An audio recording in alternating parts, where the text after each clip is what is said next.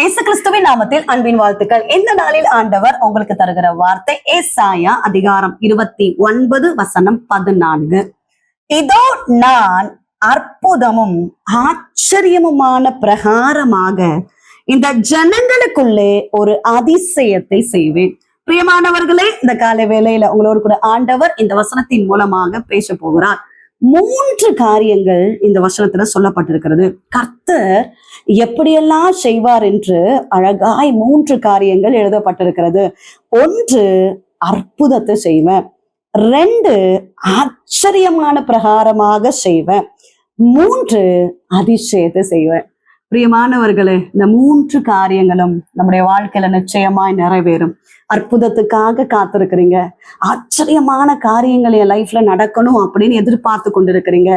அதிசயத்தை காண பண்ணுவேன்னு சொல்லியிருக்கிறாரு, என் லைஃப்ல அதிசயம் நடக்கணும் அப்படின்னு எதிர்பார்த்து கொண்டிருக்கிறீங்க. இந்த வார்த்தையை பிடித்து கொண்டு செபியுங்கள். ஏதோ ஒரு பலவீனம், ஏதோ ஒரு நெருக்கம், பல பிரச்சனைக்குள்ளாக இருக்கிறீங்க.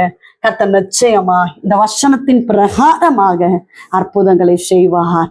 ஆச்சரியப்படத்தக்க வகையில கர்த்தர் பெரிய காரியங்களை செய்வார். நீங்கள் அதிசயங்களை காணும்படியாக உங்க வாழ்க்கையில கர்த்தர் செய்கிற காரியம் அது பயங்கரமா இருக்கும். நம்முடைய ஆண்டவர் ஆராய்ந்து முடியாத பெரிய காரியங்களையும் எண்ணி முடியாத அதிசயங்களையும் செய்கிறவர். அவரை நோக்கி கூப்பிடும் போது எட்டாததும் அறியாததுமான பெரிய காரியங்களை செய்கிறவர். பிரியமானவர்களே, இந்த வசனத்தை பிடித்து கொண்டு நீங்கள் செபியுங்கள்.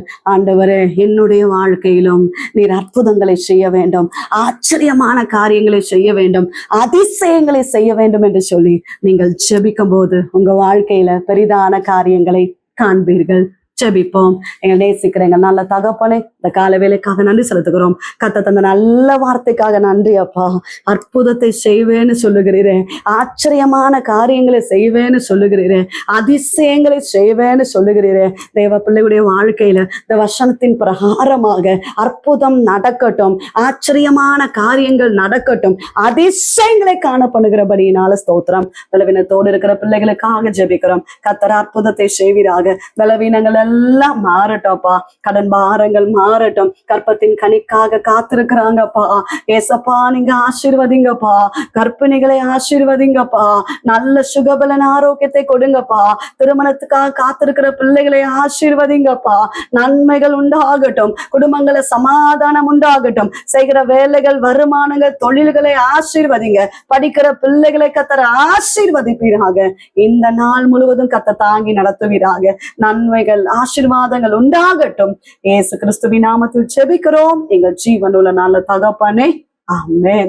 பிரியமானவர்களே, கர்த்தர் உங்களோடு பேசியிருக்கிறார். 3 விதமான காரியங்களை நம்ம தியானித்தோம். அற்புதம், ஆச்சரியம், அதிசயம் நிச்சயமா உங்க வாழ்க்கையில நடக்கும். உங்களுக்காக, உங்களுடைய ஜெப விண்ணப்பங்களுக்காக நாங்க ஜெபிக்கிறோம். நீங்களும் எங்களுக்காக, என்னுடைய ஊழியங்களுக்காக ஜெபித்துக் கொள்ளுங்கள். டிவோஷன் மூலமாய் உங்களோடு ஆண்டவர் பேசுகிறத பகிர்ந்து கொள்ளுங்கள். இந்த வார்த்தை அநேகருக்கு பிரயோஜனமா இருக்கும் என்றால் அநேகருக்கு ஷேர் பண்ணுங்க. God bless you.